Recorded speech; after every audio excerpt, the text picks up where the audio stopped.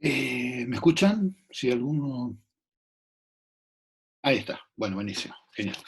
Bueno, entonces vamos a retomar un poco donde habíamos dejado la clase pasada. Eh, ¿Se acuerdan que nosotros habíamos comenzado el curso viendo algunos elementos muy sencillos de la descripción de un sistema, puntos fijos, ciclos límites, y ahora estamos tratando de alejarnos un poquito del entorno de estos elementos como para encontrar estos conjuntos invariantes, estas trayectorias especiales que nos permiten ordenar el espacio de fases y que van a tener un rol muy grande no solamente en dos dimensiones, que es donde estamos comenzando ahora a trabajar, sino en dimensiones arbitrarias.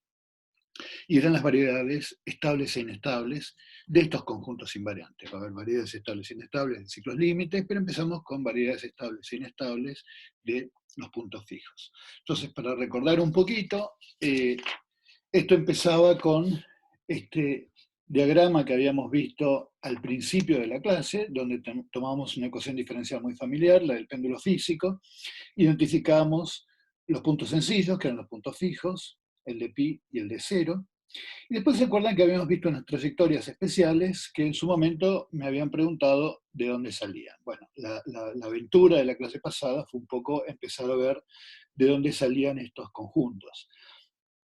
Y estos conjuntos eran trayectorias especiales que veíamos eran tangentes a unos conjuntos que sí sabíamos calcular muy bien, que eran las variedades estables e inestables del problema linealizado. Es decir, si mirábamos la parte lineal de la ecuación diferencial, calculábamos los autovectores, los autovalores, y lo que veíamos la clase pasada era que existían estos conjuntos que eran tangentes a estas variedades, que eran trayectorias específicas, que se definían de manera tal de que el conjunto de puntos que se acercaba en forma tangente al punto fijo, cuando el tiempo tendiera infinito, que eran las variedades estables, y aquellos que, si ponía en un entorno de la variedad inestable, me escapaba hasta infinito. Entonces, estas trayectorias específicas tangentes a estas variedades del problema lineal eran estos conjuntos invariantes. Y se acuerdan que los definíamos primero en forma local, definiendo un entornito, y eso estaba muy bien definido. Yo definí un entornito del punto fijo y me preguntaba por cuáles eran las trayectorias que nunca se iban del entorno. Entonces, eso, digamos, a todas las trayectorias que estuvieran cerquita del punto fijo durante un rato y después se escaparan, las eliminaban, y solamente nos quedábamos con aquellas que estaban invocando justo a la condición inicial, de manera tal que cuando yo integrara, convergiera para siempre al punto fijo. Y ahí teníamos lo que eran las variedades estables, locales. Las variedades inestables locales eran lo mismo, integrando hacia atrás en el tiempo. Entonces, integrando hacia atrás en el tiempo, si yo siempre me quedaba en un entornito, estábamos bárbaros. Y una vez que teníamos las variedades locales bien definidas, decíamos que tomar un punto dentro de esa variedad e integrar hacia atrás era la variedad estable, y lo mismo con el tiempo al revés era la variedad inestable. Bueno, hasta ahí vamos bien. Bien. Entonces, nos habíamos quedado, sin embargo, con otro problemita cuando mirábamos esto, que era este tema, que a mí me parece que es bastante importante, y es importante no solamente para esta cuestión histórica, sino como estas son cosas que después uno las hace justificando miles de cosas en estadística, en todos lados. Es importante sacarlo bien. Uno se la pasa pensando que una ecuación diferencial no lineal se puede linearizar. La ecuación diferencial, es decir, que las soluciones de este problema nos van a dar una intuición sobre cuáles son las soluciones de este problema en el entorno de un punto. Y el caso típico es ese, es decir, que el péndulo físico yo lo aproximo por el péndulo de pequeñas oscilaciones y afirmo que como entiendo las soluciones de este problema, entiendo las soluciones de este problema en el entorno. Y el problema es que eso en principio no es así. Entonces hoy vamos a ver ese tema en particular. El problema de cuándo yo puedo establecer un homeomorfismo entre flujos, cuándo yo puedo simplificar una ecuación diferencial y tener una buena pintura de lo que ocurre en forma global. Porque ayer no, en la clase anterior habíamos visto ecuaciones diferenciales sencillas, en las cuales la parte lineal tenía autovalores de parte real cero, y cuando se estudiaban linealmente, aún en el entorno de cero, en vez de tener, por ejemplo, trayectorias que eran círculos, teníamos espirales. Entonces, eso es un problema grave, no es un problema menor. Entonces, vamos a ver un poco cómo se trata eso. Bien.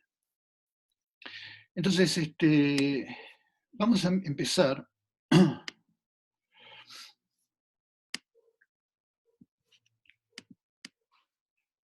hablando del teorema de la linealización, que es justamente ese problema, en cuándo yo puedo trabajar con una ecuación diferencial, con la parte lineal de la ecuación diferencial, para tener un proxy de lo que ocurre con el problema. Entonces, si tenemos el teorema es así, dice, si tenemos un sistema de dimensión n, y el sistema dinámico es x punto igual a f de x, o sea, tenemos un sistema dinámico de n ecuaciones diferenciales ordinarias, y tenemos un punto fijo hiperbólico, es decir, uno que cuando linealizamos todos los autovalores tienen parte real no nula, eso quiere decir punto fijo hiperbólico. Entonces el flujo del sistema no lineal es conjugado al del sistema linealizado cerca del punto fijo. Entonces vamos a ver qué quiere decir que un flujo sea conjugado. Vamos a escribir la definición y después vamos a verla en forma gráfica. El concepto es sencillo. Decimos que tenemos dos flujos, por ejemplo, el flujo del problema no lineal y el problema del flujo linealizado. Son los conjuntos de soluciones para cada una de las ecuaciones diferenciales.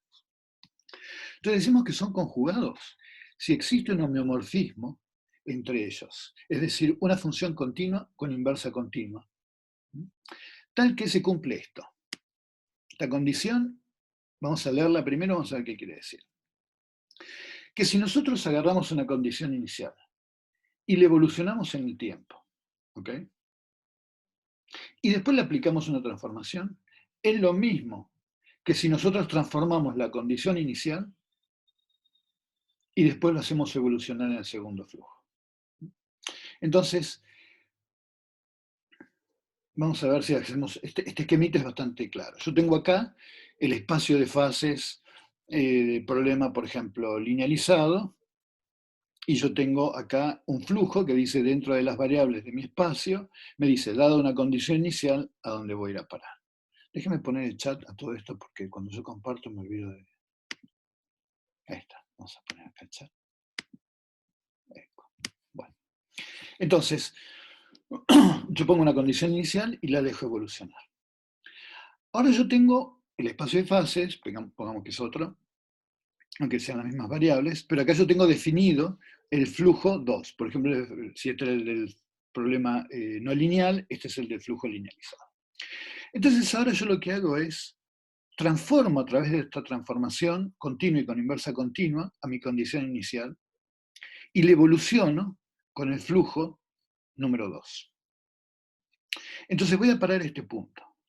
La pregunta es si cuando yo evoluciono en la condición inicial y lo transformo, obtengo lo mismo que cuando transformo la condición inicial y la evolución.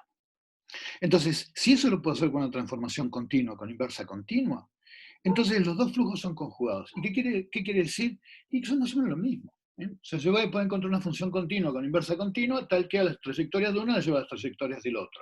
Por ahí en una yo lo que voy a tener son círculos, y en el otro voy a tener elipses, por ahí voy a tener una trayectoria un poquito más complicada, más elongada, más achatada, pero siempre voy a poder transformar uno en el otro a través de una transformación continua y con inversa continua. Entonces, supongamos un ejemplo para ver cómo se construye un homeomorfismo. Es algo que en general uno no hace, pero la idea es, si uno está muy interesado en estas cosas, tiene que construirse el homeomorfismo. Y en general la prueba de existencia es la construcción de la transformación.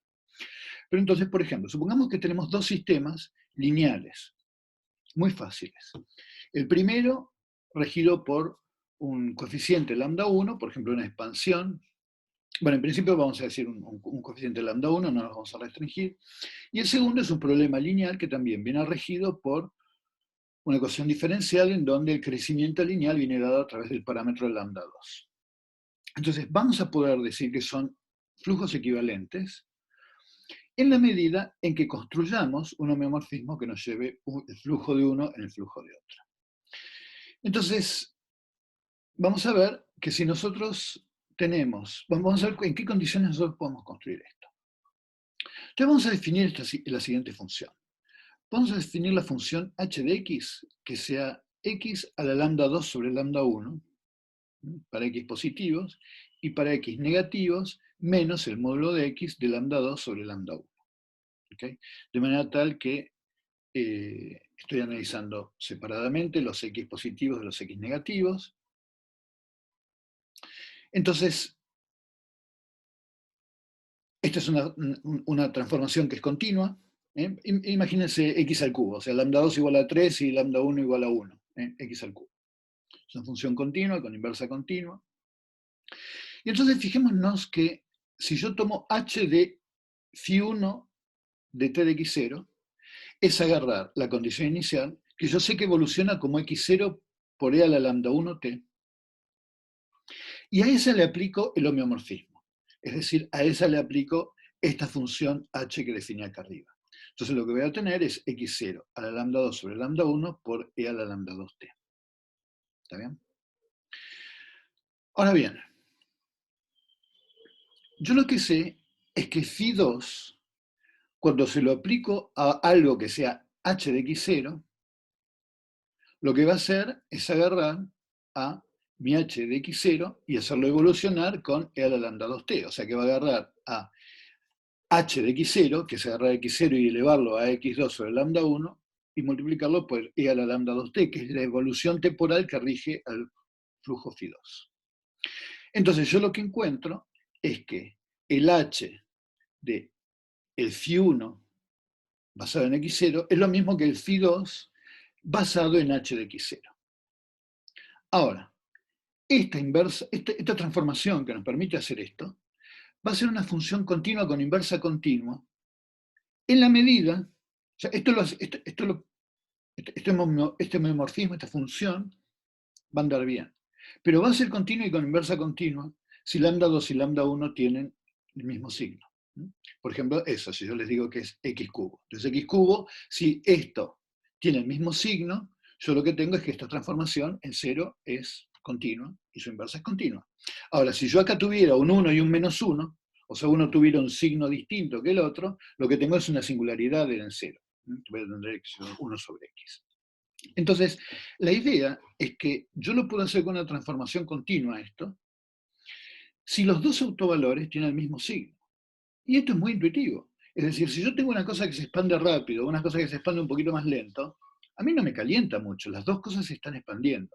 Ahora, es cualitativamente distinto que algo se expanda o que algo se contraiga, y por lo tanto, en esos casos, yo no puedo encontrar una transformación continua con inversa continua que me lleve uno en el otro.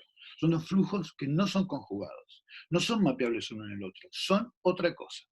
Entonces, la idea es tratar de encontrar o tratar de ver en qué condiciones dos flujos, los flujos originados por dos ecuaciones diferenciales, son conjugados. O sea, que me están diciendo que, bueno, no te preocupes, los tendrás que deformar, los tendrás que achatar, los tendrás que estirar, pero si no tenías un círculo, vas a tener un círculo, si no tenías que te escapabas, te vas a escapar, etc. Entonces, este teorema, el teorema de la linealización, nos dice que si nosotros tenemos que los autovalores tienen parte real distinto de cero, vos podés demostrar que en el entorno de ese punto, lo que pasa en un sistema pasa en el otro. Entonces, para hacer eso, en general lo que hay que hacer es cada caso particular. Y como yo no me quiero meter en los detalles técnicos de esto, les voy a contar cómo es, les voy a dar los punteos de la demostración para un caso particular, es decir, agarrar un punto fijo que tenga dos autovalores, por ejemplo, menores que cero, con la parte real menores que cero, y mostrar que si en uno yo tengo contracciones, en el otro tengo contracciones. Si ese es el caso, voy a poder construir un homeomorfismo sin problema. Entonces, supongamos que es el caso, vamos a ver en el caso de un sumidero. Tengo los dos puntos fijos, el punto fijo con los dos autovalores con parte real distinto de cero y menor que cero. Entonces, nada, yo tengo en x0 un punto fijo, como siempre, lo llevamos al cero con un cambio de coordenadas, entonces ahora tengo en el entorno de cero mi punto fijo que lo que voy a hacer es, ahora, al flujo en el entorno de ese punto, linealizarlo. O sea, la ecuación diferencial, linealizarla.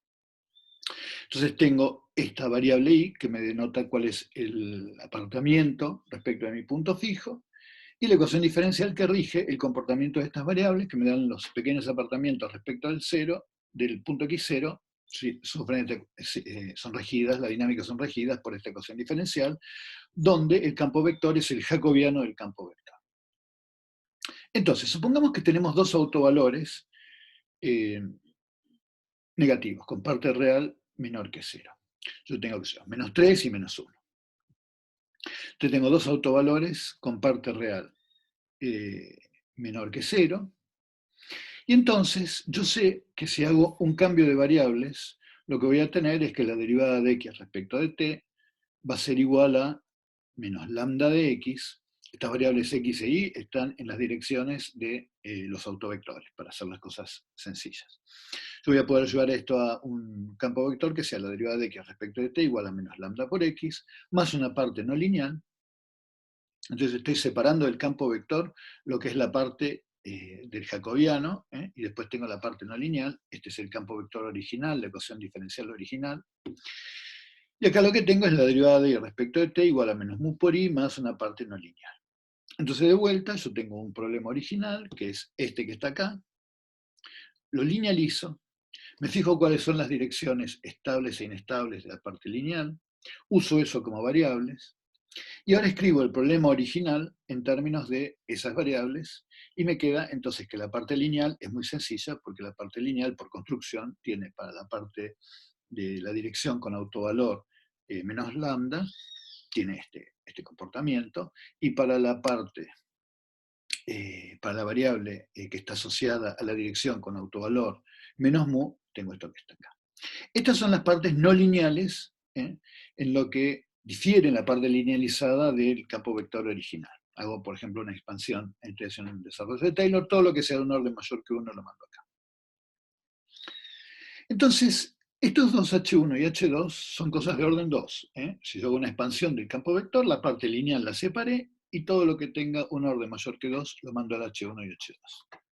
O sea que yo sé que el límite, cuando yo tomo el cociente entre esa parte lineal y R, donde R sería la raíz cuadrada de x cuadrado más y cuadrado, va a ir a 0. Esto quiere decir que es el orden 2. Entonces, fíjense, si yo miro la parte lineal en el entorno del 0, resulta que el campo vector siempre se va a meter adentro. Eso es muy sencillo de ver. Yo hago el producto escalar de x e y, ¿ok?, con x punto e y punto, y eso lo que me va a dar es un producto escalar menor que 0.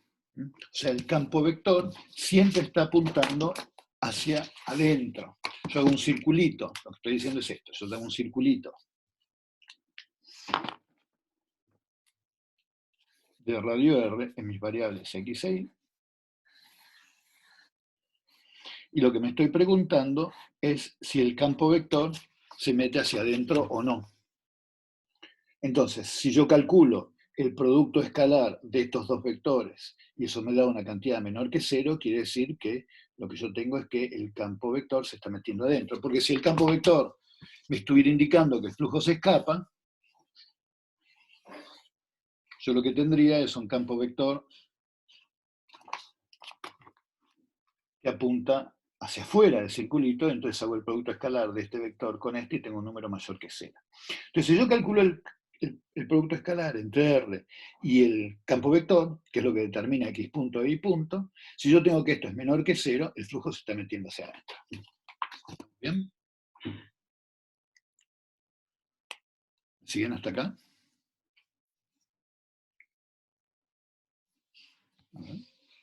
Sí, perfecto, buenísimo. Entonces ahora, yo lo que voy a hacer es lo siguiente. Perfecto. Entonces ahora lo que voy a hacer es lo siguiente. Bueno, acá está la demostración, ¿no? O sea, yo hago x y escalar el menos lambda x y menos mu por i, y lo que tengo es menos lambda x cuadrado menos mu i cuadrado. O sea que esto me da menor que 0, porque x cuadrado y y cuadrado son mayores que 0. Entonces ahora lo que tengo que hacer es en el problema no lineal. Y para ver que yo tengo dos flujos conjugados, si el flujo siempre se metía hacia adentro en el problema lineal, yo quiero que siempre se meta hacia adentro en el problema no lineal.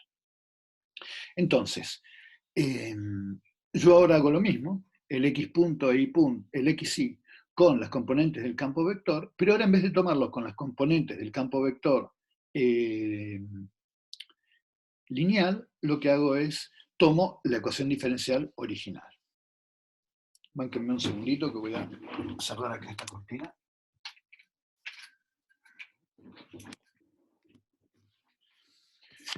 Entonces, cuando hago el producto escalar de xy con f de xy, hago la misma cuenta, lo único que la parte x del campo vector es menos lambda x más este término no lineal y la parte en I del campo vector es menos mu por I más el H2.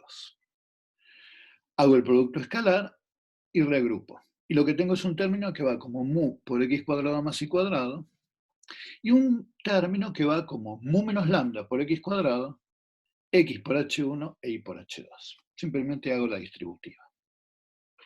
Ahora, yo lo que sé es que como este término es mayor que 0 porque los ordené de esta manera, cuando elegí los autovalores, y acá tengo una cosa que es x al cuadrado, todo esto que está acá va a ser más chiquitito que si lo saco, porque esto es una cantidad positiva. Entonces todo esto que está acá es más chiquitita que si lo saco. Entonces me queda que este producto es menor que esto que está acá. Y ahora me fijo, ¿cuánto vale el producto escalar este sobre el r al cuadrado? Y lo que me queda es menos mu más una cantidad que es x por h1 más y por h2 sobre x cuadrado más y cuadrado. Entonces, lo que tenemos es que esto que está acá, como h1 era de orden 2, al multiplicarlo por el x, y este es de orden 2 al multiplicarlo por el y, son cosas que van de orden 3, dividido por una cosa de orden 2, son cosas que cuando el x e y se van a 0, se van a 0. Linealmente se van a 0. Entonces, yo lo que tengo es que este producto escalar, si estoy suficientemente cerca del entorno, está regido su comportamiento por una cantidad negativa. Es decir, el problema lineal era un problema en donde el flujo se metía, y el problema no lineal también es un problema en donde el flujo se mete. Debe ser re distractivo ver todas las rayitas de mi cortina casi. Las voy a cerrar. Bueno, hasta acá es lo que sea. Hasta acá se puede. Entonces, lo que tenemos es que en este caso particular, si el flujo se mete en el problema lineal, exactamente, acá me pregunta Valentín si esto da una cota para mapear uno en el otro. Acá lo único que yo tengo que justificar, o es lo que me estoy preocupando, es si en el entorno los flujos son equivalentes. Si vos te querés ver, digamos, vos querés empezar a jugar a acotar las, digamos, los rangos de validez de las transformaciones y demás, si jugás con estas cotas. Pero vos lo único que querés ver es la equivalencia en algún entorno del punto entre los dos flujos. ¿Por qué? Porque vos lo que vas a querer hacer después es utilizar las tangencias para calcular cómo escaparte globalmente de esos puntos. Entonces vos con que estés suficientemente cerca estás bien. Vos tenés que saber que dado vos vas a poder encontrar un rango suficientemente chiquitito como para que las dos cosas sean equivalentes. Bárbaro. Entonces, vamos a empezar a ver cómo algún ejemplo de esto y algún ejemplo de estas variedades. Entonces vamos a ver un ejemplito acá que es bastante interesante. Supongamos que tenemos un láser, pero ahora no tenemos un láser de estado sólido como antes, sino un láser de estado gaseoso, donde lo que tenemos es un tubo, un cilindro, y este cilindro es puesto entre un cilindro de vidrio, tenemos puesto entre espejos semirreflectantes, le damos una descarga desde el centro, y ahí lo que hacemos es excitar a las moléculas de un gas, y de ahí en más sigue todo el análisis que habíamos discutido previamente. Cuando uno estudia las ecuaciones de Maxwell-Bloch, que son las ecuaciones del electromagnetismo cuando tienen en cuenta la interacción con la materia, ahí aparecen ecuaciones diferenciales no lineales y ocurre algo similar a lo que ocurre con las ecuaciones de Navier-Stokes. Uno tiene que empezar a plantear en términos de modos cuáles son las ecuaciones diferenciales que rigen la dinámica de esos modos. Entonces ahora yo tengo un problema de electromagnetismo con condiciones de contorno en espejos, con una simetría circular que pone condiciones de contorno sobre los campos en los bordes. Y bueno, las no linealidades que intervienen acá, ustedes como bien saben, el electromagnetismo es una teoría lineal hasta que yo tengo que interactuar con la materia. Cuando tengo que interactuar con la materia, lo que tengo es los términos no lineales. Entonces, en principio, si ustedes miran uno de estos láseres y miran la intensidad adelante de los espejos, lo que tienen son Esta sería la sección del tubo, vista desde adelante. Ustedes lo que ven es que, en principio, cuando dan distintos valores de ganancia, se generan campos que pueden ser cosas como esta, un patrón de intensidad de tipo gaussiano, o pueden tener anillos, o sea, una intensidad importante en forma de anillo. Dependiendo del sistema, lo que pueden tener es que se forman distintos tipos de bolitas, distintos tipos de configuraciones, al igual que cuando ustedes estudian un problema de convección, obtienen... Esto es tan distractivo el tema del reflejo que me voy a correr un poquito.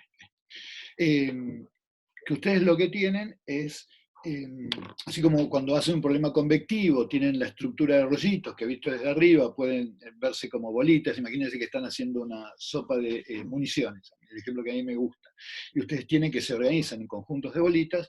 Si ustedes estudian la interacción del campo eléctrico con la materia en un láser, también para distintos valores de ganancia se van formando distintos patrones. Entonces, en el ejemplo que yo les voy a mostrar, lo que hacemos es activar un par de modos. Un modo que es una onda viajera que va en la dirección de tita, un modo que va en la dirección de menos tita, y acá tienen el campo escrito, entonces como algún modo radial, por el modo que va con e a la i l tita y el modo que va con e a la menos i l tita, cada uno multiplicado por un coeficiente complejo. Entonces, yo no voy a agarrar acá las ecuaciones diferenciales de las ecuaciones Maxwell-Bloch y derivarlas, aunque al que les guste este tema les puedo pasar referencias, pero lo que les cuento es que cuando hacen el equivalente a las cuentas que hicimos con Lorentz, en el problema de Maxwell-Bloch llegan a este conjunto de ecuaciones diferenciales que les estoy mostrando acá.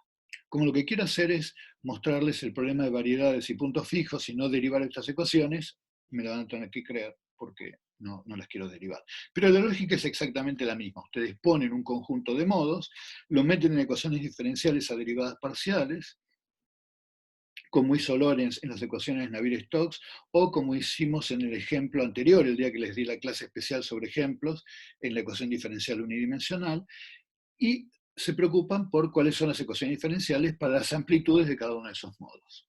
Y resulta que si ustedes plantean estos dos modos, llegan a estas dos ecuaciones diferenciales. Entonces, fíjense que cada una de ellas es como si fuera una bifurcación de Hopf. Imagínense que para la primera ecuación Z2 fuera igual a 0. Lo que tengo es que Z1 punto es un coeficiente complejo multiplicado por Z1 menos el término con módulo al cuadrado, acá, el modo con módulo al cuadrado multiplicado por Z. Entonces, cada uno de estos dos modos, en principio, es muy parecido a una bifurcación de Hopf.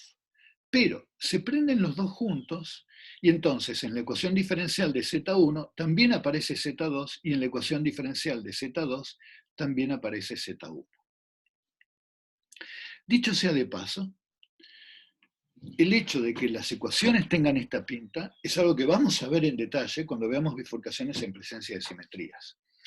En este problema, que tiene una simetría O2, es decir, S2 y también las reflexiones, nosotros, si tenemos una onda viajera en un lado, también se va a prender la onda viajera en el otro. Así como en la bifurcación de ruptura espontánea de simetría que veíamos en la bifurcación de Pitchford.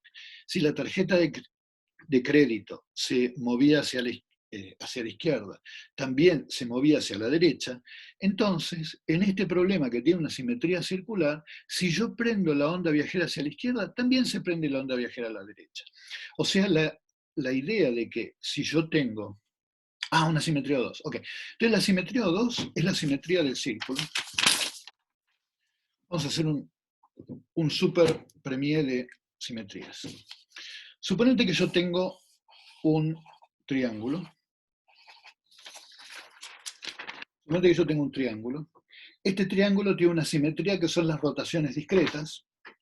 Voy rotándolo de a 2pi sobre 3 y voy mapeando el sistema sobre sí mismo. Y también lo que puedo hacer es levantar esto de la hoja y darlo vuelta, o sea, permutar este con este dejando este quieto. O sea que las simetrías de un triángulo están constituidas por las simetrías de permutar y una simetría que es de intercambio. Y todo eso constituye una simetría que es S3. Ahora, si nosotros tenemos transformaciones continuas, por ejemplo, esto, la posibilidad de rotar en forma continua, vos tenés un grupo de simetrías que es SO2. O sea, yo roto un poquitito y las rotaciones de rotar un poquitito constituyen un grupo. O sea, si yo tengo una rotación, puedo rotarlo al revés, y si yo compongo esa con esa, tengo la identidad, y si yo tengo dos rotaciones, es lo mismo que una rotación más larga. Entonces, yo puedo demostrar que las rotaciones continuas constituyen un grupo y ese es SO2. Pero si yo tengo un círculo, también lo que puedo hacer es darlo vuelta, o sea, agarrar un eje y darlo vuelta. Esa simetría es una simetría de reflexión. Entonces, el grupo de simetrías constituidas por las transformaciones continuas de rotar en forma continua y agregarle la simetría de reflexión, esa simetría se llama O2. Entonces, son las simetrías de un circulito. ¿Está bien? Entonces, cuando vos tenés un tubo, la simetría la describís en términos de las transformaciones que dejan a tu problema invariante y ese grupo es O2. ¿Qué tal, Agustín? ¿Mejor? Bien, bueno, bárbaro. Ok, entonces, la anécdota para esto es la siguiente.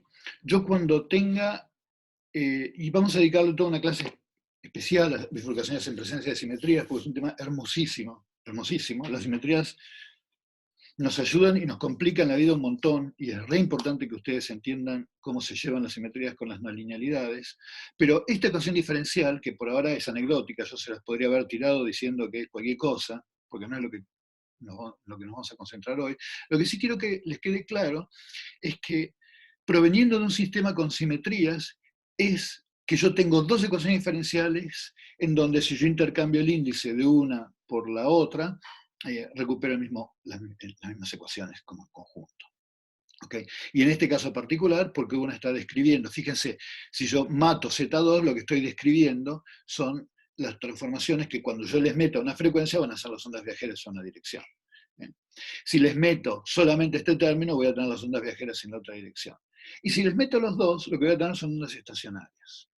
Entonces, fíjense, antes de mirar cuáles son las soluciones del problema, yo les digo, si nosotros tuviéramos L igual a 1 y tuviéramos que las soluciones atractoras son, por ejemplo, Z1 igual a un número y Z2 igual a 0, lo que tendría es que las soluciones atractoras van a ser estas ondas.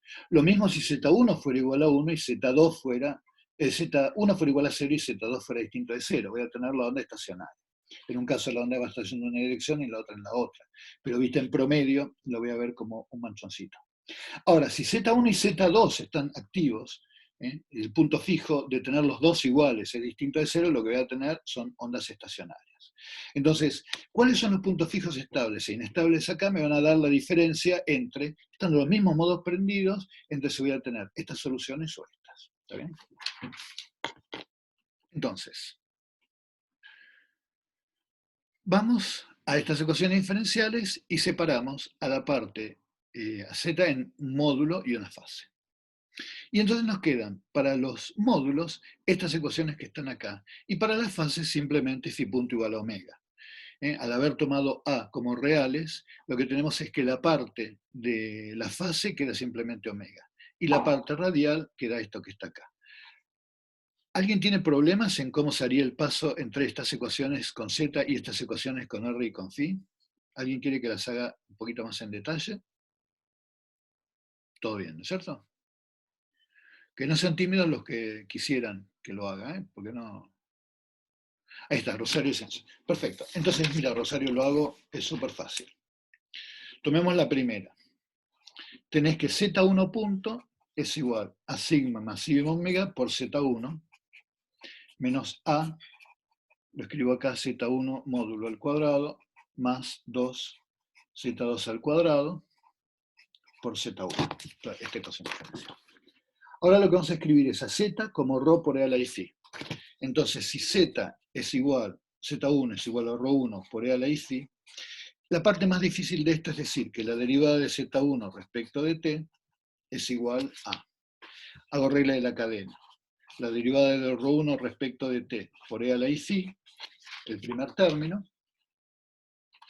Y el segundo término es ρ1 por I, la derivada de φ1 respecto de t.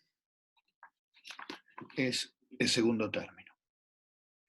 Entonces, vos ahora escribís al sigma más I omega Z1 como ρ1 y a la I φ1, y acá cada vez que tomes los módulos en estos términos de acá, te van a quedar solamente los ρ al cuadrado. Y acá, cuando escribas el Z1, te va a quedar ρ por E a la I phi. Entonces ahora separás, eso va a ser entonces sigma más I omega por R a la I phi, y te va a quedar menos A por ρ1 al cuadrado más 2 ρ2 al cuadrado por ρ1 por E a la I phi. Esto que está acá. A ver si se ve. Bien. Entonces ahora vos separás la parte real. Bueno, podés simplificar la parte de E a la I phi. Acá me olvidé de E a la I phi 1. Acá en el renglón de arriba me había olvidado de E a la I phi 1. Entonces ahora reemplazás. O sea, planteas la igualdad, dividís todo por E a la I phi 1. E a la I phi 1 se simplifica de todos lados. E a la I phi 1 se simplifica de todos lados. Y fíjate que tenés este término de la derivada de ρ respecto de t es solamente real. Este término que tenés acá es solamente imaginario. Entonces yo tengo que ir acá e igualar la parte real de este término que tengo acá con la parte real de esto que tengo acá, y lo mismo con la parte imaginaria. Entonces la parte imaginaria te va a quedar ρ por φ1 punto igual a solamente el omega, multiplicado por el ρ. Dividís por ρ, porque esto es para ρ distinto de 0, porque para 0 tenés que es un punto fijo, ya lo sabés. Y ahí te queda la ecuación para la parte imaginaria, que es phi punto igual a omega. Y para la parte real te queda la, digamos, la derivada del ρ respecto de t y toda la parte real de esto que tenés acá. ¿Está mejor, Rosario? Sí, buenísimo, muchas gracias. Bárbaro, bueno. Bárbaro. Entonces ahora tenemos un par de ecuaciones diferenciales reales para la parte radial, y la parte y las otras tienen una integración re sencilla, que es que las fases simplemente crecen homogéneamente. Entonces tengo que mirar los puntos fijos de estas dos ecuaciones diferenciales, que son como muy parecidas a las Pitchfork, lo único que están acopladas. Entonces hay una solución, por supuesto, que es el 0, esa es fácil. Y después lo que tenemos es la posibilidad de tener que cada una de las dos sea 0 independientemente, o sea, ¿qué es lo que ocurre si ρ2 fuera igual a 0? Fíjense que si ρ2 fuera igual a 0, ρ2 igual a 0 es un eje invariante para la dinámica, ¿no? Porque si ρ2 es igual a 0, yo tengo acá ρ2 puntos es igual a ρ2, y acá está multiplicado por ρ2. Si ρ2 es igual a 0, ρ2 puntos es igual a 0. O sea que si ρ2 es igual a 0, la dinámica la puedo estudiar solamente en el eje de ρ1. Y viceversa, si yo tengo ρ1 es igual a 0, la dinámica la puedo estudiar solamente en el eje de ρ2. O sea que tengo dos ejes invariantes ante la dinámica. Y en cada uno de esos ejes es re fácil calcular los puntos fijos, porque yo tengo un punto fijo que es, o sea, ahora estoy haciendo ρ2 igual a 0, y lo que obtengo es sigma por ρ1 menos A por ρ1 al cubo, y es el típico punto fijo que estudiamos cuando estudiamos la bifurcación de Pitchfork. Entonces tenemos un punto fijo en 0 raíz de sigma sobre 2A, y también tenemos el punto fijo en el otro eje, en el sigma sobre 2A, 0. ¿Todos me siguieron o lo hago más despacito? Bien, buenísimo. Genial. Ahora, hay una cosa que está buenísima. Ustedes fíjense, si bien nosotros no lo vimos sistemáticamente, ya vamos viendo. Tenemos dos ecuaciones diferenciales que difieren solamente en el índice. O sea que si yo transformo ρ1 por ρ2 y ρ2 por ρ1, intercambio ρ1 y ρ2, lo que tengo es que las dos ecuaciones son iguales. Entonces uno empieza a sospechar que a lo mejor existe también un eje invariante que es ρ1 igual a ρ2. Y en efecto, si ρ1 es igual a ρ2, Yo lo que tengo es que estas dos ecuaciones se transforman en la misma y por lo tanto ρ1 igual a ρ2 es un eje invariante. Yo pongo una condición inicial en ρ1 igual a ρ2 y ρ1 va a ser igual a ρ2 siempre. Y si yo hago eso y me fijo que planteo que ρ1 es igual a ρ2, es un eje que es invariante, y miro los puntos fijos, lo que voy a tener es, en estas ecuaciones diferenciales, que ahora como ρ1 es igual a ρ2, puedo sumar estas dos cosas y me queda exactamente la misma ecuación de una pitfork, pero donde el coeficiente ahora es distinto al de las variables de los ejes invariantes. Entonces, ahora cuando calculo para ρ1 igual a ρ2 el punto fijo, lo que voy a obtener es que ellos se encuentran en sigma sobre 3A en vez de sigma sobre A. Porque fíjense, antes cuando veíamos en los ejes invariantes ρ1, ρ2 igual a 0 o ρ1 igual a 0, los que tenían el elemento 1, acá, perdón, los que tenían el elemento 2 se iban.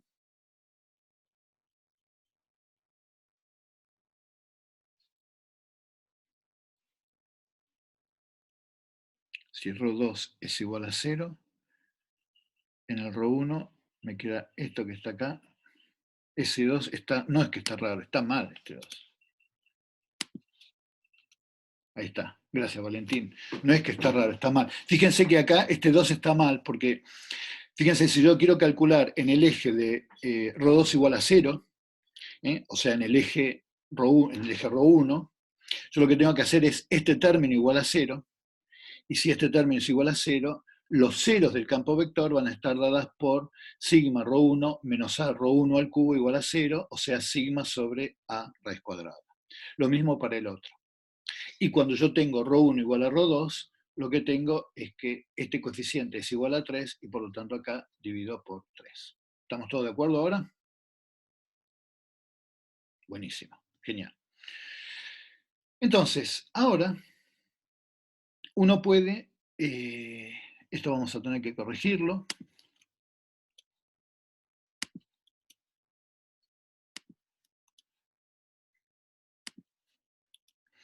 Vamos a tener que corregirlo acá, pero cuando calculamos el jacobiano de este campo vector, evaluamos la parte lineal en los puntos fijos, ¿ok?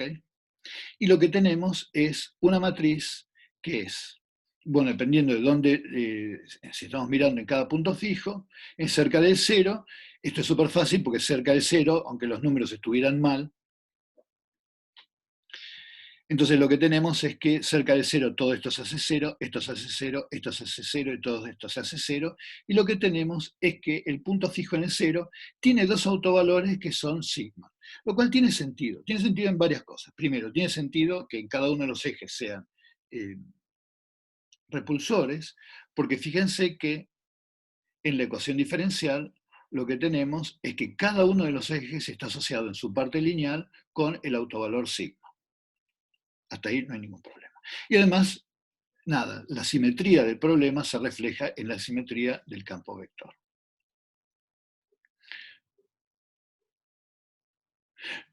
Muy buena pregunta. Entonces, acá, en principio, no te estoy asegurando que tenga todas las soluciones.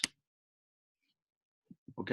Acá te estoy encontrando soluciones particulares en cada uno de estos ejes invariantes. Y tu pregunta es súper buena, porque esa pregunta yo te la voy a poder contestar muy rigurosamente cuando miremos las bifurcaciones en presencia de simetrías. ¿Por qué? Porque vos vas a poder demostrar que cada uno de estos espacios invariantes está asociado a una subsimetría particular del problema. ¿Okay? Entonces, va a estar súper interesante eso. Va a estar súper interesante. Yo voy a poder demostrarte que va a haber conjuntos invariantes que son las dos iguales que van a estar vinculadas a esa simetría de reflexión, o cada una independientemente igual a 0, que va a ser la existencia de una de estas simetrías particulares rotacionales. Y entonces en esos ejes invariantes el problema es unidimensional y yo agoto la existencia de los puntos fijos haciendo el análisis que hice hasta ahora. Es una re linda pregunta que ahora no te puedo contestar. Bueno, cuando miramos digamos, la parte lineal de los otros puntos fijos, nos encontramos que son saddles. Y no voy a avanzar sobre la evaluación de esto porque tengo que chequear que estuvieran hechos sobre los coeficientes correctos o no. Pero cuando uno mira, entonces, el entorno lineal de esto, el entorno lineal de este punto fijo es tener un autovalor positivo acá y un autovalor positivo acá. En el entorno de este punto fijo es tener una dirección atractor acá y una dirección atractor acá, porque este es un punto fijo atractor.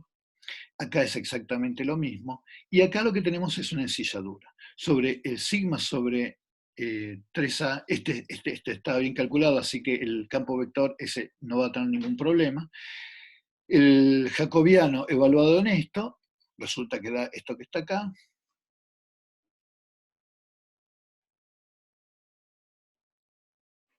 Y esto tiene dos autovalores. Un autovalor menor que 0, que es en el eje ρ1 igual a ρ2, y en el perpendicular un autovalor, un autovalor negativo en el perpendicular y un autovalor positivo en ρ1 igual a ρ2. Entonces, la descripción local de esto es tener un punto atractor acá, un punto atractor acá y acá un punto de ensilladura. Si yo quiero calcular entonces esta variedad, y esto está un poco asociado a lo que preguntaba Lucio, si yo quiero calcular qué es lo que pasa acá, yo sé cómo escaparme localmente. Y lo que Lucio en algún sentido me estaba preguntando es, che, ¿no habrá algún punto fijo adicional acá o acá que no pescamos con mis simplificaciones anteriores? Porque fíjense que mis simplificaciones anteriores eran decir que tengo ρ1 igual a 0 como un eje invariante, o sea, esto que está acá. O ρ2 igual a 0 como un eje invariante, que es esto que está acá. O ρ1 igual a ρ2, que es esto que está acá. Y en cada uno de ellos calculé los puntos fijos y calculé su comportamiento lineal. Pero ¿qué es lo que ocurre? Fuera no lo sé. Y Lucio lo que pregunta es, ¿cómo sé que los tengo todos? Y yo todavía no tengo herramientas para decirles, posta que si están estos puntos fijos tienen que estar en estos ejes particulares porque son subsimetrías del grupo. Entonces, como no puedo hacer, lo que sí puedo hacer es agarrar y decir, me vengo acá, yo sé que linealizo y tengo esta dirección de autovector, y pongo condiciones iniciales muy cerquita y las evoluciono. Con eso lo que tengo es una manera de escaparme de este punto fijo a través de una trayectoria muy particular, que es la tangente a esta, es la variedad inestable de ese punto, y cuando lo hacen se van a encontrar con que es exactamente la variedad estable de este punto fijo que está acá. Es decir, que lo que yo tengo es una separatriz entre las condiciones iniciales que hacen esto, hacen esto, hacen esto y hacen esto. Entonces el flujo queda partido como en pedacitos de pizza de torta, pedacitos de pizza, porciones de pizza. Yo tengo una condición inicial en términos del cero, dependiendo de si estoy de este lado o de este lado de esta variedad, voy a parar acá. Si estoy de este lado de la variedad, voy a parar a este punto fijo. Y entonces, dependiendo de mis condiciones iniciales, de mis fluctuaciones, en este caso, tengo una órbita periódica, una onda viajera en una dirección o una onda viajera en la otra dirección. Por supuesto, desde el punto de vista del patrón láser que yo veo, lo único que voy a ver es un anillo, porque voy a ver promediado, y tengo que hacer un trabajo un poquito más sutil para ver si tengo una onda viajera en una dirección o una onda viajera en la otra dirección. Dicho sea de paso, déjenme contarles una cosa muy interesante que pasó cuando se analizó este problema. Cuando se analizó este problema, lo que resultó ocurrir es que cuando se hizo el experimento,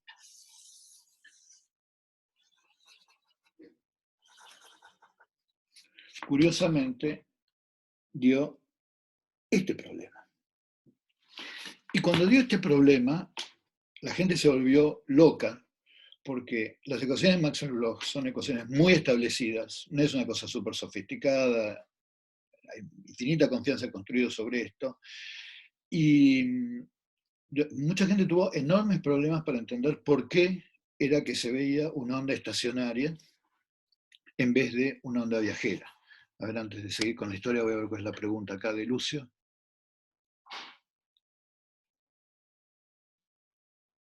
Bueno, acá Luz hace una pregunta re interesante respecto del rol que cumplen estas variedades. Entonces, claro, acá como estamos en un plano, estas variedades están actuando como particiones. Ahora, cuando yo tenga problemas de dimensiones más altas, las variedades, que en vez de ser líneas van a ser superficies, también van a ser separatrices en el espacio de fases. Ahora, las variedades en los sistemas caóticos son un bardo, son re interesantes y las vamos a mirar y las vamos a estudiar. Pero entonces, también son separatrices, pero el hecho de que sean separatrices no quiere decir que sean ordenadoras. Son separatrices, pero dándonos, digamos, obligándonos a tener recorridos sumamente extraños. ¿Ok? Bien, pero siempre van a ser separatrices y ordenadoras del espacio de fases. Y de hecho, la existencia de caos va a estar asociado a cosas que le pasan a las variedades, que en vez de ser variedades suaves, empiezan a tener un montón de pliegues. O sea que va a venir bárbaro esta pregunta cuando lo contemos a futuro. Déjenme retomar la historia, porque es una historia bastante interesante que hace referencia a cosas que hemos visto en el curso. Cuando uno hace el análisis, uno lo que espera es que los puntos fijos atractores sean las ondas viajeras, o sea, los que tienen uno de los dos ρ iguales a 0.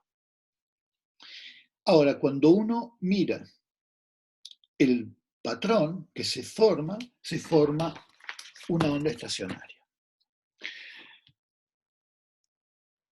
El motivo por el cual eso ocurre es re interesante y tiene que ver con cómo se diseñan estos experimentos típicamente. Como les dije yo antes, uno lo que hace es pone un tubo y manda a través de un cable una descarga.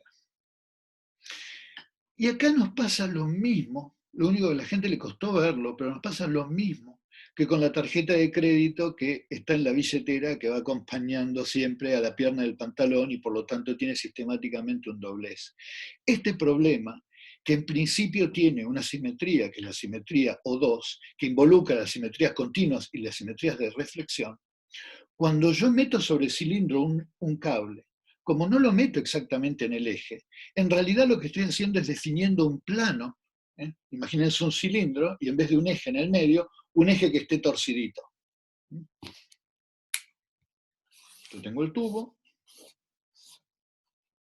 y lo que tengo es que mando mis descargas, si este es el centro y este es el centro, mando mis descargas en forma no simétrica.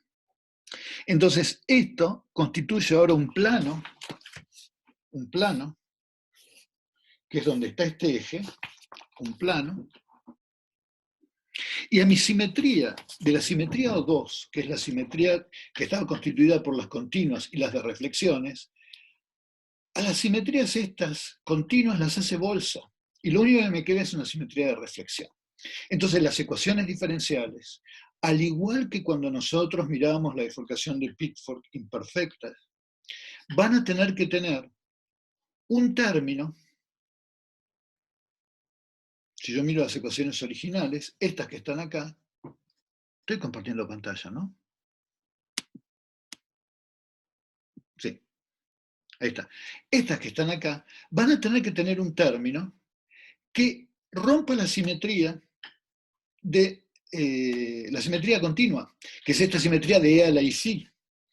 Entonces, cuando yo ponga ese término que está acá, nos vamos a encontrar que el análisis de estos puntos estacionarios cambia.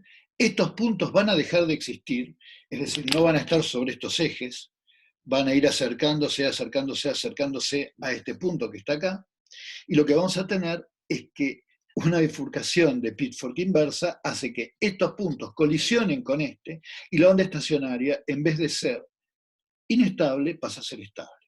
Eso no lo vamos a hacer ahora, pero les quiero contar como anécdota, porque es súper importante entender lo siguiente. Y esta es una historia que yo voy a volver sobre esto en bastante detalle.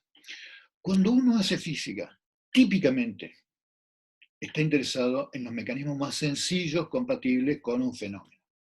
Y cuando mira un problema extenso, generalmente piensa así: voy a poner la configuración más sencilla posible para que quede fundamentalmente resaltado el fenómeno. ¿Está bien? Ahora, cuando yo hago eso, Entonces, eso me llevaría a que cuando hago un láser, lo hago en un tubo, cuando pongo una convección, la hago en un cilindro, en un circulito o en un cuadrado, etc. Ahora, cuando yo pongo una simetría en el problema, condiciono tremendamente el tipo de soluciones que puedo tener. Entonces, muchas veces pasa que cuando uno pone una simetría muy particular en un problema, sobre todo en un problema no lineal, termina estudiando las propiedades de la simetría y la configuración y no las características del problema. Entonces, este es un ejemplo típico en donde yo estoy tan obsesionado con poner la configuración más sencilla, compatible con el fenómeno láser que quiero ver, que me estoy olvidando que si yo perturbo un poquito la simetría que estoy conjeturando, el problema se convierte en un problema cualitativamente distinto. En este caso no era broma. Entre anillitos, que eran las soluciones estacionarias buscadas, y ondas viajeras, que son las soluciones que supuestamente eran inestables, bueno, la simetría imperfecta nos lleva a que las soluciones estacionarias sean las soluciones atractoras. Pero bueno, nada, esa era una nota de color sobre el problema que en principio apuntaba a que miren los puntos fijos, linealizaran y empezaran a conectar las variedades estables e inestables de los puntos fijos, que ahora sabemos cómo se hacen. Yo me acuerdo que cuando empezamos la primera clase y dije, vamos a empezar mirando puntos fijos y conectándolos, creo que fue Rosario la que dijo, ¿y cómo sabés que están estas trayectorias por esta y por esta? Lo hizo en el contexto de este ejemplo. Me preguntaba, ¿cómo conocés cuáles son estas variedades? Bueno, ahora ya sabemos cuál es la receta. Ustedes van a los puntos fijos, linealizan y tiran condiciones iniciales en la dirección de los autovectores cuando tienen que la parte real de los autovalores son iguales a cero. Ahora bien, nos vamos a tomar una pausa porque yo lo que quiero hacer es contarles por qué en el caso del péndulo físico se da que uno puede estudiar las soluciones del problema lineal y tener una aproximación a las del problema original. Mejor dicho, yo les diría no porque se puede hacer, porque no se puede hacer, sino porque de casualidad nos dan cosas similares. Bueno, vamos a tomarnos un cachito de una pausita y seguimos en 10 minutos, si les parece.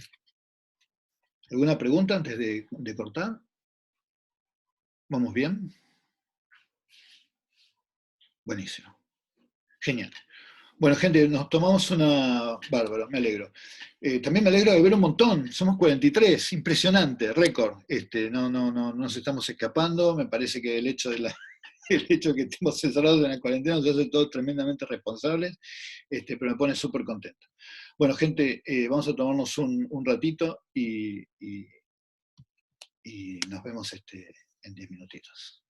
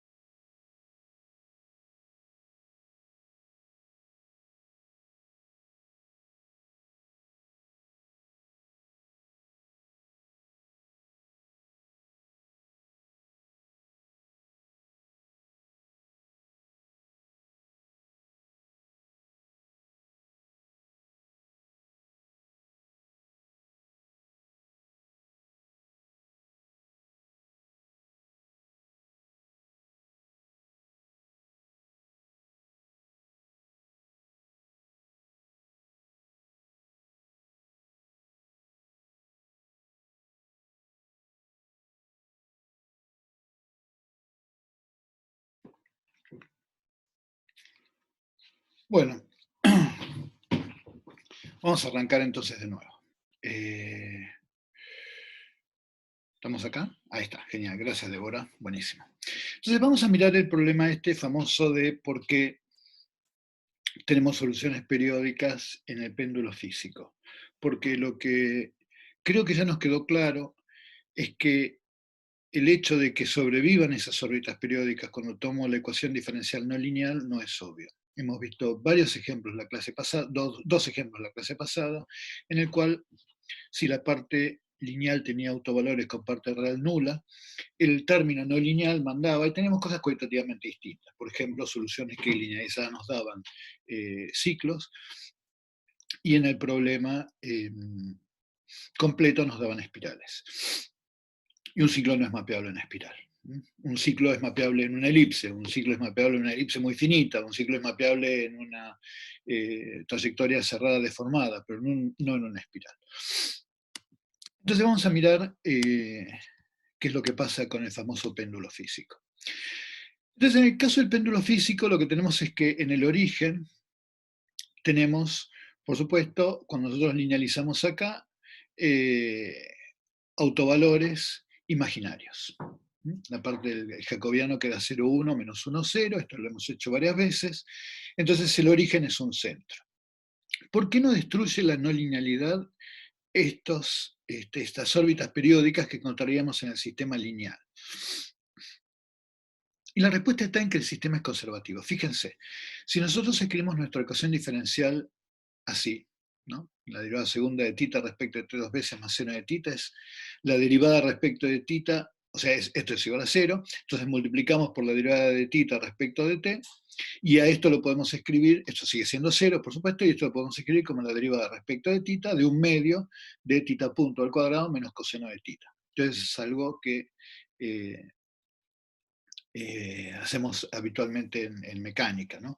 Entonces nosotros podemos escribir que existe una cantidad conservada para un sistema que está regido por esta ecuación diferencial. Esperen que voy a poner el chat, que los perdí. Ahí está. Buenísimo. Y a esta constante de movimiento nosotros le hemos llamado la energía, ¿no? Es un medio de la velocidad al cuadrado menos el coseno de tita. Entonces, cerca del cero, lo que tenemos es que esta función la podemos escribir como un medio de la velocidad al cuadrado más tita al cuadrado menos 1, siendo una expansión en Taylor del coseno de tita, por lo que tita al cuadrado más nu al cuadrado es una determinada constante. Entonces, yo lo que tengo es que en este caso particular, como el sistema es conservativo, lo que yo tengo es que hay una cantidad que se conserva, que es lo que me acota a las trayectorias. Yo sé que para que se mantenga constante esa cantidad, esa energía, yo lo que sé es que tita al cuadrado más nu al cuadrado tiene que ser igual a constante. Y eso es lo que me determina un vínculo para las trayectorias, que es que el que impide que yo pueda tener cosas que no sean homomorfas a órbitas periódicas. Entonces, las órbitas periódicas emergen de la existencia de curvas de nivel en la superficie E como función de nu y de tita. Entonces, es esta la que nos permite completar las trayectorias del famoso péndulo físico. Ahora tenemos las encilladuras en pi, tenemos las trayectorias estas particulares, que sabemos cómo calcular al menos numéricamente, y tenemos el punto fijo y centros en su entorno. Entonces, hasta ahora tenemos esto, sabemos cómo continuarlas, pero fíjense que hay una cosa súper interesante, que es que si nosotros continuamos hacia atrás en el tiempo a la variedad local estable, lo que tenemos es que esta coincide con la variedad inestable del mismo punto, ¿no? Esto es menos pi y esto es pi. Entonces esas son trayectorias muy particulares, son trayectorias en donde la variedad inestable de un punto es la variedad estable de sí mismo. ¿Está bien? En este caso parece que fueran dos puntos fijos porque estoy tratando con la variable angular. Si yo tuviera en el problema de R2, esto se correspondería con una trayectoria de este estilo. Entonces, una trayectoria de este estilo es una solución, una trayectoria homoclínica. Es una trayectoria en donde la variedad inestable de un punto es la variedad estable de otro. Y por supuesto es una cosa que no es trivial de obtener, porque en principio si yo tengo un SAD y me pregunto por cuál es el destino de la variedad inestable de un punto estacionario, yo no necesariamente voy a tener que la variedad inestable de un punto sea la variedad estable del mismo. Entonces, es bajo ciertas condiciones que existen estas trayectorias particulares que se conocen como trayectorias homoclínicas. Y vamos a ver cómo hacemos para ver en general que existen. Generalmente, cuando existe algo que no es genérico, cuando ustedes se encuentran con algo que no es genérico, el sospechoso número uno, si esto fuera una novela de Agatha Christie, el sospechoso número uno cuando uno dice que algo pasa y no es genérico, es una simetría. Eso es algo que se les tiene que quedar en la cabeza porque eso es así casi siempre. Primero, déjenme explicarles por qué digo que esto no es genérico, ¿no? Está claro que si yo tengo una evolución temporal de... Yo tomo una condición inicial por acá y evoluciona en el tiempo, le van a pasar un montón de cosas, pero que justo esto sea la continuación de esto que está acá, es una condición no genérica. Yo podría encontrarme con que pasa esto, por ejemplo, qué sé yo, vengo por acá y termino en otro conjunto invariante, y el destino final de la variedad inestable sea cualquier otra cosa, menos justamente invocarle a esta cosa tan singular que es otra curva unidimensional. Entonces, cuando ocurre esto que les estaba contando, es porque existe algo no genérico, y cuando hay algo no genérico, el primer sospechoso del crimen es una simetría. Vamos a ver entonces cómo podemos utilizar simetrías para demostrar la existencia de conexiones de esta naturaleza. Supongamos que tenemos una simetría que es muy hermosa y muy ubicua, que es la simetría de reversión temporal. La simetría de reversión temporal es aquella simetría en la cual las ecuaciones quedan invariantes cuando nosotros cambiamos t por menos t. Entonces, por supuesto, si cambiamos t por menos t, cambiamos x punto por menos x punto, como les estoy mostrando acá. Y cuando yo tengo que las ecuaciones no cambian ante estas transformaciones, lo que decimos es que el sistema tiene una simetría de time reversal, de simetría de reversión temporal. Por ejemplo, simetría de reversión temporal cuando yo tengo las ecuaciones de Newton con un campo vector que no depende de las velocidades, ¿no? Entonces eso quiere decir que si yo tengo x e y como solución, x de menos t menos y de menos t también es solución. ¿Okay? Entonces fíjense que si yo cambio t por menos t y cambio y por menos y, esta ecuación diferencial queda igualita. Un ejemplo de sistema dinámico que presenta esta simetría. Tenemos de la derivada de x respecto de t es igual a y, la derivada de y respecto de t es igual a x menos x al cubo. Fíjense que si yo cambio t por menos t, pero también cambio y por menos y, las ecuaciones quedan invariantes, porque si cambio t por menos t, acá me sale un menos 1, pero si cambio y por menos y, acá me sale un menos 1 y se simplifica. Y acá, si cambio t por menos t, tengo un menos 1, pero si cambio y por menos y, el menos 1 se simplifica con este, y entonces tengo que esto queda igualito, y acá como no tengo y ni tengo t, queda igualito. Entonces, esta ecuación diferencial tiene la simetría de time reversal. Entonces, ¿por qué? Entonces, la simetría de time reversal es cambiar t por menos t. Pero fíjate que si vos esa es la simetría de time reversal.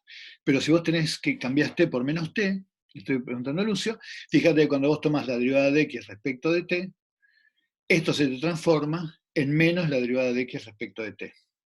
Entonces, si vos tenés un sistema dinámico donde te intervienen x, la variable x, te va a aparecer x punto, porque así escribís un sistema dinámico. Entonces vos tenés que tener en cuenta que si tenés una simetría de reversión temporal, entonces lo que tenés es que si cambiás t por menos t, tenés que cambiar y por menos i, por cómo construís i, ¿no? Y es la derivada de x respecto de t. Entonces si cambias t por menos t, cambias i por menos i. Ahí está, genial. Entonces, Exactamente, por cómo está definida. Ahí estamos.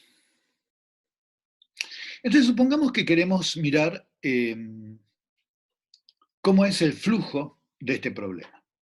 Tenemos un punto fijo en el 0 y tenemos un punto fijo en el 1, ¿no es cierto? O sea, tenemos el eje x e y, tenemos la derivada de x respecto de t igual a y, la derivada de y respecto de t igual a x por 1 menos x al cuadrado. Lo que tenemos es que y es igual a 0, x igual a 0 y x igual a 1. Tenemos x igual a 1 como un punto fijo. Estamos viendo para los x positivos. En el 0, la dinámica es súper fácil, porque es la derivada de x respecto de t igual a y, y la derivada de y respecto de t igual a x. ¿Ok? Igual a x. Y entonces, con lo que nos encontramos es con que los puntos, las variedades locales estables e inestables son re fáciles de calcular, porque el campo vector es súper fácil. Entonces, tenemos en el 1, 1 una dirección de nuestro subespacio repulsor local. Entonces, el 1, 1 es esta dirección que tenemos acá, y tenemos también esta dirección ortogonal, que es nuestra atractora. Pero bueno, vamos a empezar mirando esto que está acá. Tenemos acá una dirección que está asociada a un autovalor mayor que 0, ¿ok? Que es la variedad local estable, es decir, es la variedad inestable, o sea que es la variedad inestable del problema linealizado en el 0. Muy bien. Entonces, supongamos que nosotros en este proceso de construir nuestra variedad inestable, global, hacemos lo que discutimos la clase pasada. Nos tenemos que ir al entorno del punto fijo en la dirección de la variedad inestable del problema linealizado. Entonces yo tengo que mirar cuál va a ser el destino de puntos que estén arbitrariamente cerca del 0. Y no voy a poner ningún valor particular. Voy a decir que tengo un punto arbitrariamente cerca del 0. Que lo voy a poner tan cerca como yo quiera, ¿ok? Del 0, en esa dirección. Y lo que me voy a preguntar es cuál es su evolución temporal. Por supuesto, yo no puedo calcular analíticamente esto, pero hay un montón de cosas que yo sé. Porque fíjense, estoy por arriba del eje X, o sea, estoy con y positivos. Entonces yo sé que X punto es positivo. Entonces, siempre que yo esté en esta parte del plano, yo sé que el X va para acá. Porque como X punto es igual a Y, si el Y es positivo, el X crece. Entonces, siempre que esté en esta parte del espacio de fases, en la parte de los Y positivos, yo sé que el X crece. Muy bien. Ahora, ¿qué le pasa a la variable Y? Fíjense que la variable Y, en la medida que yo esté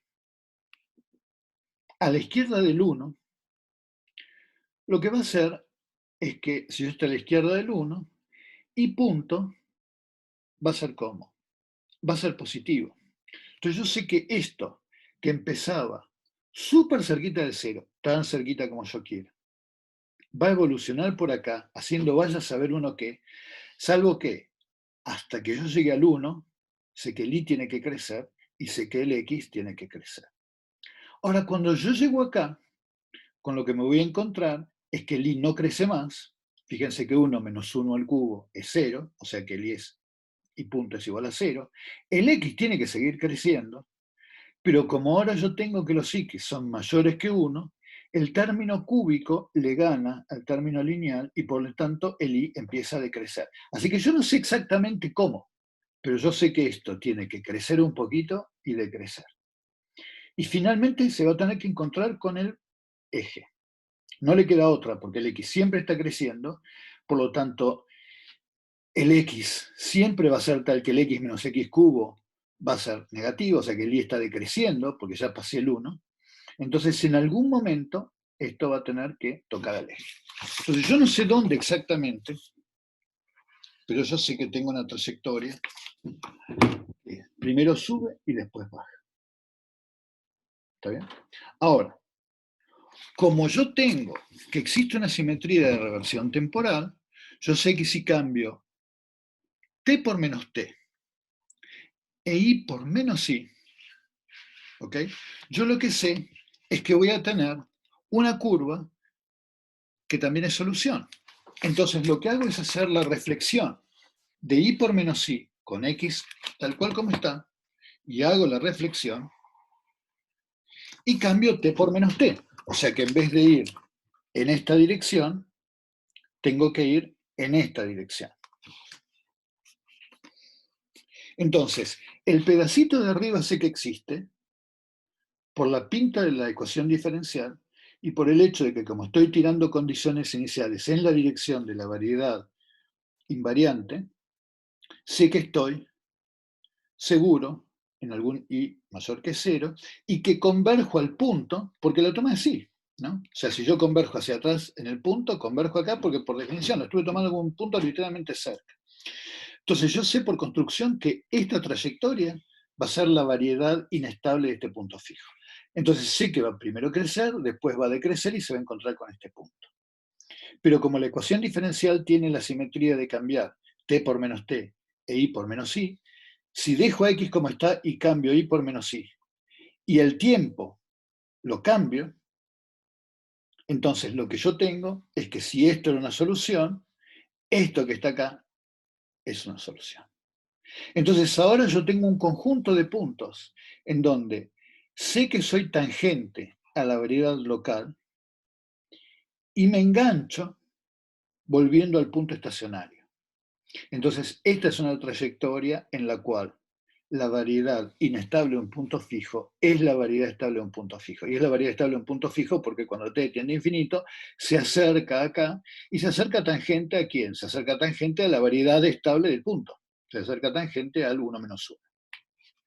Entonces, cuando yo tengo algo tan degenerado en el espacio de fases como eso, que una curva, que en principio la definí, escaparme en forma tangente de la variedad inestable de un punto, coincide con otra cosa, que también es una curva unidimensional, que es acercarse a ese punto fijo asintóticamente, la única posibilidad de que esa degeneración exista, o sea, que estas dos curvas unidimensionales en realidad sean la misma, es que exista una simetría. Entonces, en general, más allá de la anécdota de cómo se calculan órbitas homoclínicas, quédense con el mensaje de que cada vez que ustedes tienen un problema no genérico, lo que vamos a tener es la existencia de alguna simetría. Bueno, gente, tenemos dos posibilidades.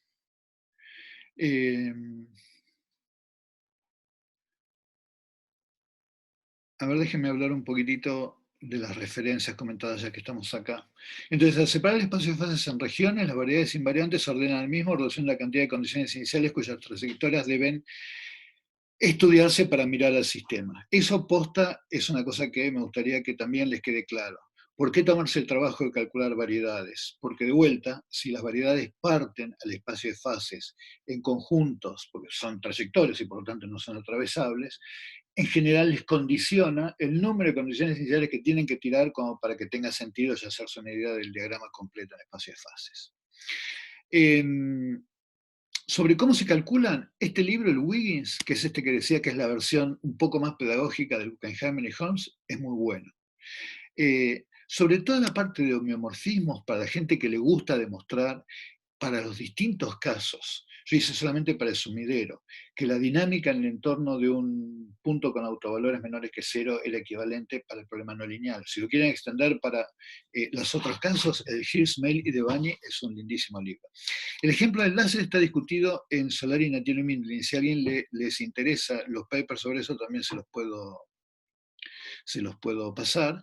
Y sobre el tema de las simetrías imperfectas le vamos a dedicar por lo menos una o dos clases más tarde. Bueno, tenemos dos posibilidades. Avanzar un poquitito con el problema de bifurcaciones bidimensionales o hacer una clase un poquito más corta, acá. Mejor preguntas. A ver, preguntas. Matías. Te lo preguntamos 1000 veces, creo ya, pero ¿estos words los estás subiendo? Entonces, estos words, yo se los mandé, creo que al principio del... No, si no se los subí, mi intención era subírselos. Pero estos words también son el PDF que les mandé. ¿Eh? O sea, claro, son lo mismo. Lo único que acá estamos anotando algunas correcciones, pero es lo mismo, es el mismo material. Ahí está. Es el mismo material. A todo esto, gente, yo revisándolos ahora en detalle, estoy viendo que está plagado de typos y de errores y cosas. Así que yo vamos a implementar con Santi esto de poner un document de Google para que todos vayan cargando las cosas que vamos viendo, así hacemos una versión prolija de estas notas. Sándwiches para todos, sí, seguro. No vamos a hartar de comer sándwiches. Voy a tener que poner un límite, hasta no sé cuántas docenas. Bueno, genial, sí, sí, vamos a festejar con los sándwiches de esto. Gente, ¿quieren que hagamos una teórica un poquito más corta y empiezan con la práctica o quieren que pasemos y empecemos con problemas de bifurcaciones 2D? Los primeros, más o menos deciden qué quieren hacer. Bárbaro, paremos acá entonces. Aprovechemos un poquito entonces para... Genial, estamos todos de acuerdo. ¿Tienen ganas de hacer alguna pregunta, ya que terminamos un poquito más temprano?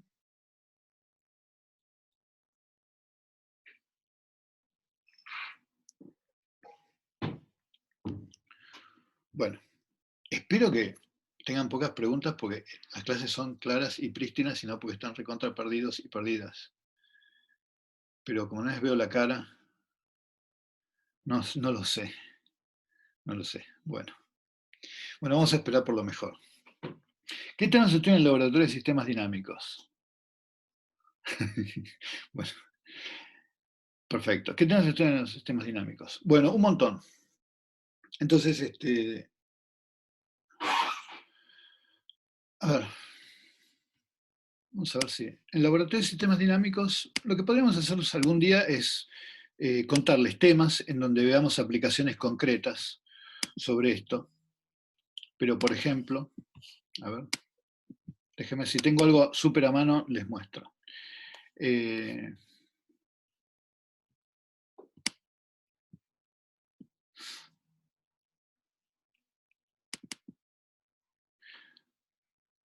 Ok, para darles una idea. Entonces, déjenme ponerles un poquito de marco, si conversamos un cachito. ¿Quieren ver aplicaciones? Vamos a dar aplicaciones de cosas que hayan visto hasta ahora. En el laboratorio de sistemas dinámicos estudiamos una variedad de problemas. Hace varios años que estamos súper metidos con problemas que tienen que ver con la biofísica y la neurociencia de generación de comportamientos aprendidos, y en particular del canto de aves. Entonces, yo me metí en el tema hace varios años. Yo trabajaba en voz humana y me empecé a meter en el tema de aves, y empecé interesándome en el problema de la biomecánica de la producción vocal y cuánto de la complejidad del canto estaba, digamos, asociado a la complejidad de instrucciones neuronales y cuánto a la biofísica de los mecanismos de producción vocal. Eh, y, y eso dio lugar a un montón de cosas muy lindas porque propiedades tímbricas muy sofisticadas muchas veces están asociadas a la física de la producción y a la dinámica no lineal involucrada en la producción y no necesariamente instrucciones neuronales específicas. Entonces era muy interesante para ver cómo interactuaban la parte de la neurociencia, de la generación de las instrucciones que manejan el aparato vocal, con la física que es responsable del comportamiento. Entonces, eso nos llevó a empezar con estudios teóricos de la dinámica no lineal de la producción vocal, después a hacer mediciones. Fuimos montando un laboratorio donde medimos fisiología, medimos actividad, la presión en los sacos aéreos, actividades musculares y demás, como para poder alimentar a nuestros modelos con nuestros propios datos, y después nos fuimos interesando en el problema de la neurociencia de la producción vocal, porque en muchas especies hay mecanismos de aprendizaje. Entonces hay una rama del laboratorio que estudia la neurociencia de la producción vocal, como un conjunto de áreas del cerebro generan estas instrucciones y las aprenden. Otra rama del laboratorio está más vinculada a la parte de la fisiología, de la producción vocal, y después hay otras ramas en donde la gente desarrolla herramientas más específicas para el análisis de problemas no lineales. Entonces, es un poco la descripción. Un laboratorio donde hay físicos, hay biólogos, hay un montón de gente de distintos backgrounds. Yo estoy muy metido en la parte de la dinámica no lineal de la producción, de la biomecánica de la producción vocal, tanto en su modelado como en su medición. Ana Amador está más a cargo de la parte de la neurociencia, de la producción vocal. Ella mide la actividad neuronal en las zonas del cerebro mientras se genera el comportamiento.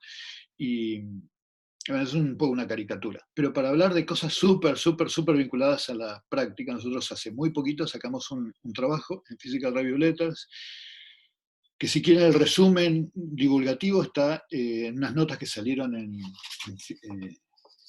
Physics Today, en Physics y demás, están en la página del laboratorio, pero es sobre un mecanismo inusual que, vocal, un sonido muy raro, que permite una cosa que desde el punto de vista ecológico es re interesante, evolutivo es re interesante, que es que son señales acústicas que dan una asignatura del tamaño del ave, cosa que no es obvio que ocurra.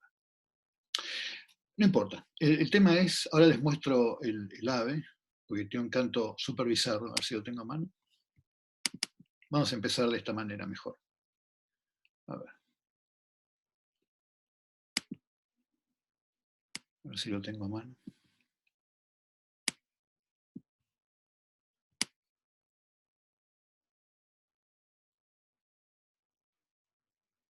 Bueno, como no estaba pensado hacerles una presentación, lo tendría que buscar un cachito más, pero es un canto que es un ave que tiene un canto súper bizarro, que parece una puerta que rechina, es una cosa tremenda, y entonces nos preguntamos cómo hacía para generar ese sonido. Y esto es pertinente para el estudio de la materia, porque si ustedes se fijan en el sonido, agarran la señal temporal del sonido, y la miran en detalle, la señal tiene toda la pinta de ser un sistema de pulsos que están siendo filtrados. Acá hay un montón de info que no se estoy dando, pues no tiene sentido. Pero digamos que esta escala temporal de estas pequeñas oscilaciones tienen que ver con un mecanismo de filtrado, y estos bichos tienen un mecanismo de generación de ondas sonoras en sus fuentes vocales, y un mecanismo de filtrado que es la cavidad oroesofaringea. Y cuando uno mide esta frecuencia que está acá, lo que se encuentra es que esa es la frecuencia del resonador. Pero como tiene todo este decaimiento, tiene la pinta de que lo que está recibiendo son como pulsitos. Entonces este bicho lo que hace es manda como pulsitos de aire, ¿okay?, a este rate, y estos pulsitos son filtrados por esa cavidad oroesofaringea. Si uno se fija cómo escalan esos pulsitos con la presión, que es el parámetro de control, llegan a la conclusión de que en la fuente lo que está involucrado en la generación de esos pulsos originales es una bifurcación de nodo-silla en ciclo límite, esta con la que les vengo torturando la vida. Ah, está, acá, vamos a escucharlo.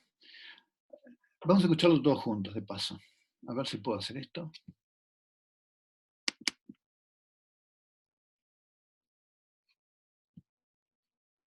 Pensé que a lo mejor... Roberto, por ahí tenés ganas... si vamos acá, a ver, yo creo que tengo la película... Acá, miren, vamos a ver la película acá. Vamos a ver la película acá, en suplemento al Materia. A ver si esto funciona. Vamos a verla desde acá.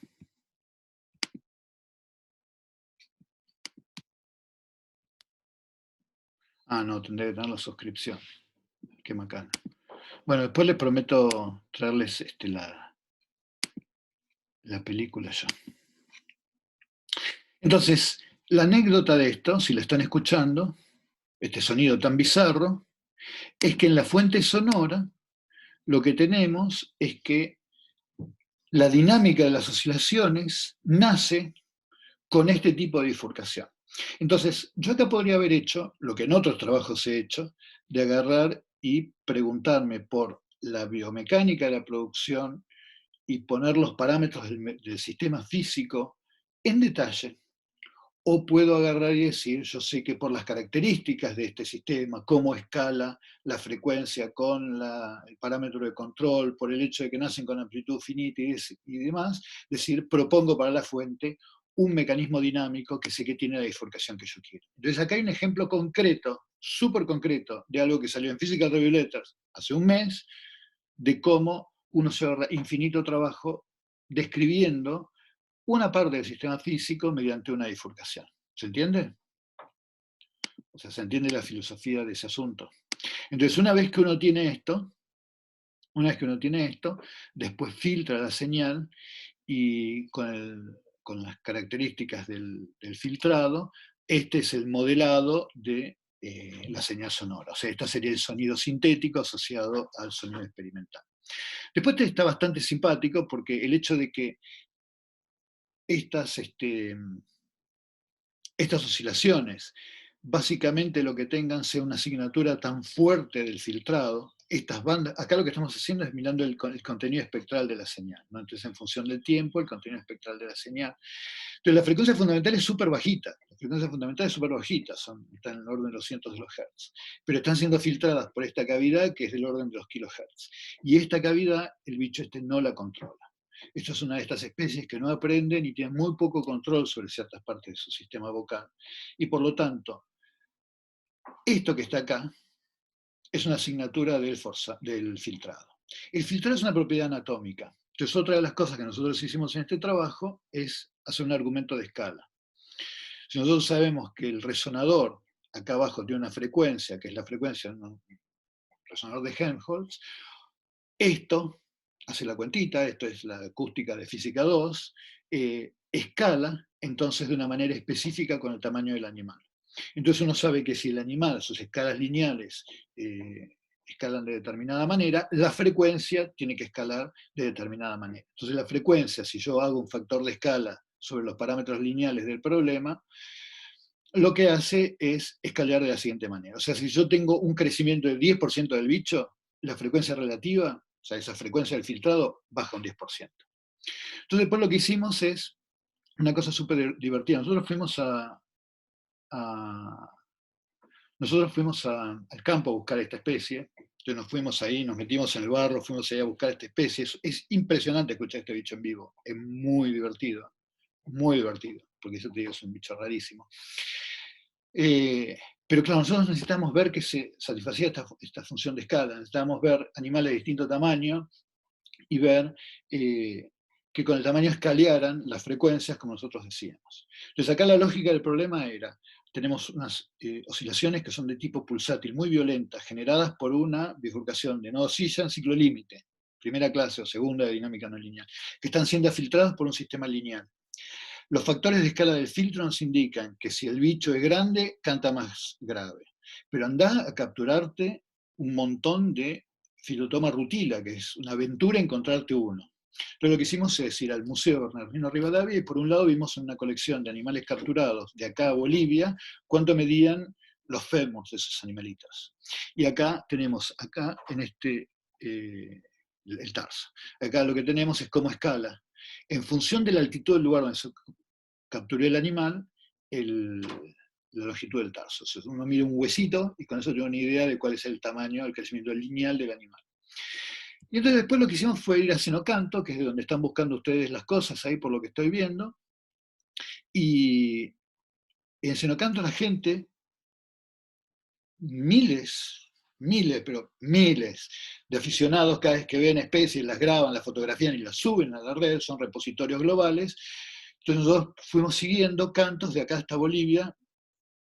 De acá hasta Bolivia, en Bolivia están a 4.000 metros y cuanto más frío hace, estos animales más grandes son. Es otro tema interesantísimo. Entonces lo que hicimos fue, en efecto, ver que en función de la altitud, estas cosas en efecto escalaban, y lo que vemos es que si hay un crecimiento del 10% lineal en los tamaños, hay un decremento del 10% en las frecuencias. Y esto es re interesante porque, digamos, es muy difícil encontrar ejemplos en donde los animales tengan que ser honestos en sus vocalizaciones, ¿no? Porque como tienen cierto control digamos, sus propiedades vocales, no está claro que siempre las señales vocales lleven una información sobre el tamaño. Bueno, esta es una ave que está condenada a ser honesta por culpa de la bifurcación de no-silla en ciclo límite. Bueno, este es un súper ejemplo recontra cortito de algo que es muy reciente, que involucra un tipo de bifurcaciones de las que vimos recién en el laboratorio. Como estamos súper improvisando, es lo que se me ocurrió, el último paper con el ejemplo de bifurcaciones. Para otra clase, lo que voy a tener preparado es alguna charla donde contemos más ejemplos de trabajos en el labo, y bueno, y sí, les muestro porque hay ejemplos de dinámica en todos lados, en todos lados. Bueno, gracias, gente. Gracias por el feedback. Es súper divertido. La verdad que son temas súper lindos porque uno ve la robustez de la dinámica en el hecho de que aparece en problemas justamente no extraordinariamente controlados. Es lo que te ordena el análisis de un problema, incluso cuando es un problema muy complejo, problemas biológicos y demás. Sí, se ve en neurociencia, se ve en la biomecánica. Bueno, gracias, gente. Gracias por el feedback. Y bueno, nada, los dejo entonces con la práctica. Santi, a ver, una pregunta acá. Tengo una pregunta que no tiene mucho que ver. Nosotros siempre estamos suponiendo suavidad y libre, pero puede ser que no tiene sentido. Bueno, entonces, con funciones. Entonces, en general, cuando vos tenés en física, en biología, en ciencias naturales, típicamente cuando te planteas tus campos vectores, generalmente te sucede que son suaves.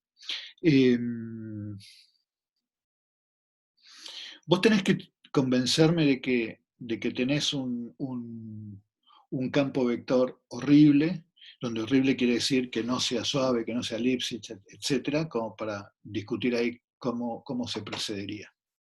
Pero estas herramientas sí asumen cierta suavidad en los campos vectores. Sí, sí, sí. Lo que sí es cierto es que hay un montón de casos en donde hay aparentemente campos vectores violentos que en realidad son Lipschitz. O sea, cuando vos agarrás y quiqueás un sistema y le das coscorrones, y le das coscorrones en términos de la fuerza, o sea, que lo que haces es que sus derivadas cambien en forma continua, estás dentro del paradigma de esto. O sea, que esto incluso te permite campos vectores que no son suaves en la medida en que sean acotados. Entonces, ¿qué es esto que veíamos, ¿no? De reemplazar el coscorrón por el cambio finito en las condiciones que están asociadas a las velocidades y demás. Bueno, buenísimo, gente. Los dejo con Santi, a ver si Santi está por acá o no. Santi, ¿andas por acá? No, gracias a ustedes por la buena onda, gente. La verdad que es un placer. Santi, Juan, ¿alguien de las prácticas? Hola. Hola, hola.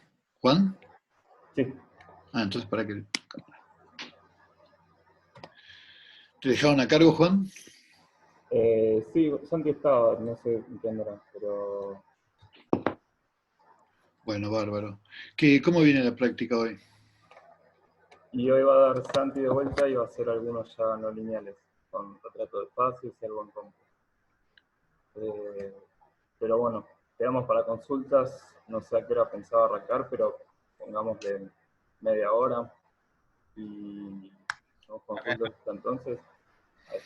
Estaba preparándome el mate justo. Nosotros terminamos un cachito antes. Estábamos contando las aventuras de Citotoma. Sí, los vi, tenía el audio medio desactivado, pero me estaba armando el mate Sí. antes de arrancar. Bueno, buenísimo. Entonces, ¿qué era lo que van a hacer, Santi?